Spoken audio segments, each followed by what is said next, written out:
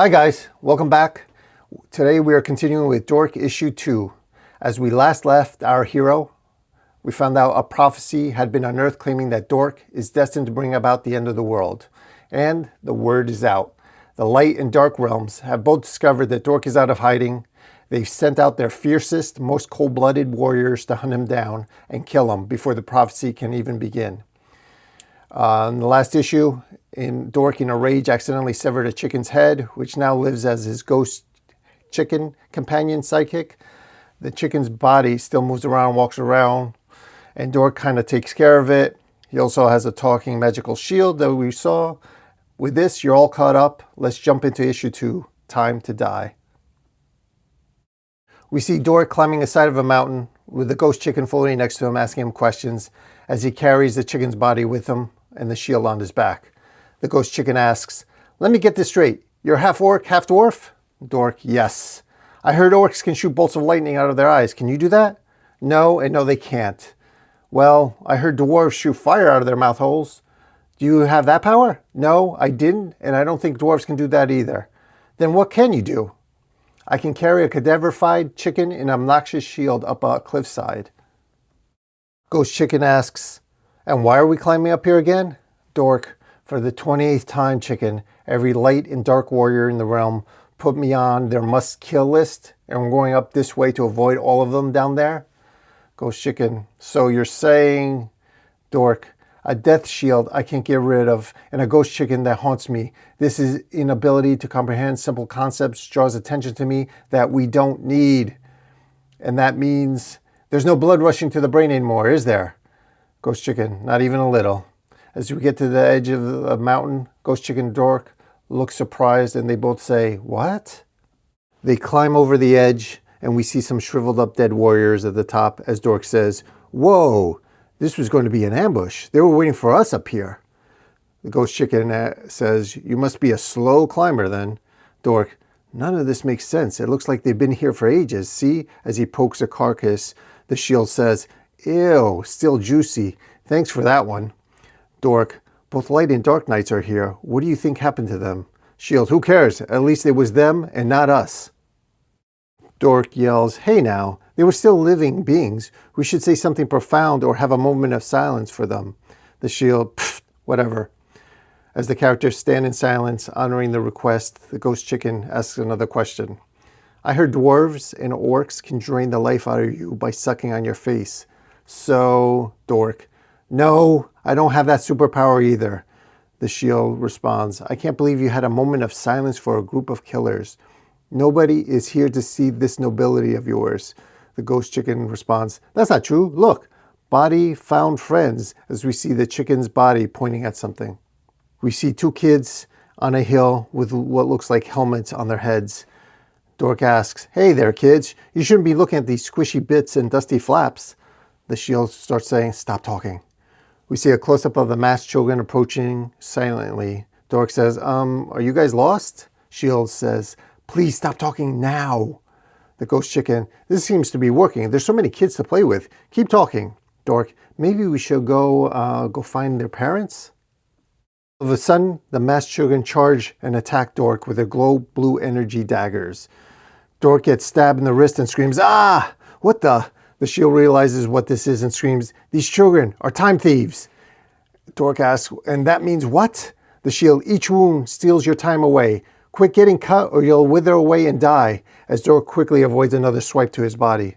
A serious shield says, "This isn't playtime, Dork. You need to go to Berserker Mode on these kids." Dork, "No, I lost control last time and look what happened to the chicken." As the ghost chicken chimes in, "Body wandered off again. It has no mind of its own." Dork yells, "He's as useful as a jam-filled catapult." Shield, "Agreed." Another kid attacks and hits Dork in the arm as Dork says, "You thieving little weasel," as he punches the boy straight in the face. The shield points out, "Wow, you hit a kid." Dork, "What was I supposed to do? Getting old sucks." Shield, No, that was great." As he starts blocking and hitting the other kids, he yells, "Beat them all." Dork sees something in the bushes and yells, "You in the bushes." The shield, "Come on out and take what's coming to you, you creepy little crib lizards." As we see the chicken's body run out of the bushes and the ghost chicken yelling, "My body." The masked children now surround the chicken's body with their glowing blue blades drawn and go to town stabbing it.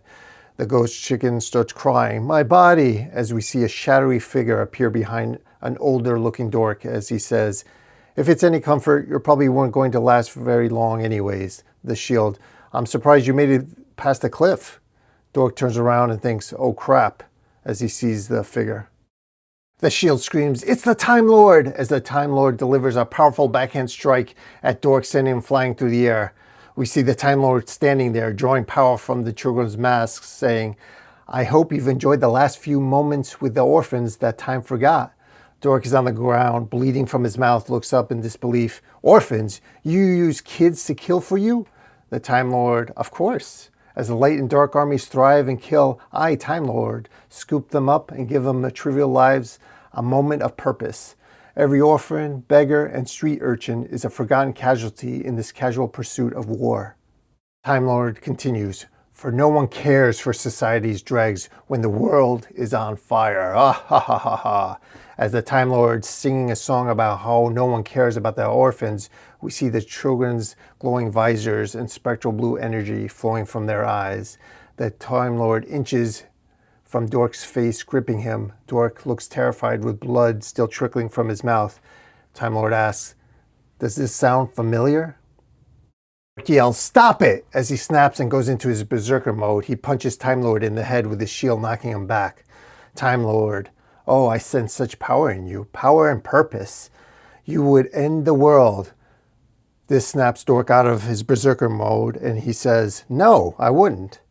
Time Lord takes advantage of this and punches Dork in his head and yells, "Alas, you wandered into my timeline, and your power will be mine." Dork, whispering to the shield, says, "We need to free these kids." Shield, "No, you what? Want to save these kids? We need to run." Dork, "I'm not leaving them, so you better come up with something fast." The shield forces Dork on his feet as we see the masked children surround him. Shield, "Maybe we can use their knives to go back in time somehow." As the shield charges forward, "What do you think, kid? Dork? Dork?" We see Dork on his knees with several glowing blue daggers embedded in his body. He is withering and dying as the shield yells, "No, no, no, it can't be." The Time Lord walks up to him, rips the shield from Dork's decaying arm, and says, "Well, well, well, what do we have here?" "A common shield with the most uncommon spell. You were not meant to have any more time in the world, were you?" Shield pleads, "Please, don't let him die like this." Time Lord, "Sentimental nonsense. His time is up. But with you, my dear Shield, I will escape death forever." As we hear a voice off screen say, "Not so fast." Ghost Chicken, hovering over Dork's withered body, yells, "Nobody turns my best friend into dust, you ugly festering boil of a poopy butthole." The Time Lord starts laughing at him. "Insignificant chicken, away with you." As the Ghost Chicken yells and charges forward, he enters the Time Lord, taking possession of him. But just in case you missed it, the sound effect basically spells out possession. We see the Time Lord say, "Bagok?" The shield asks, "Chicken, is that you in there?"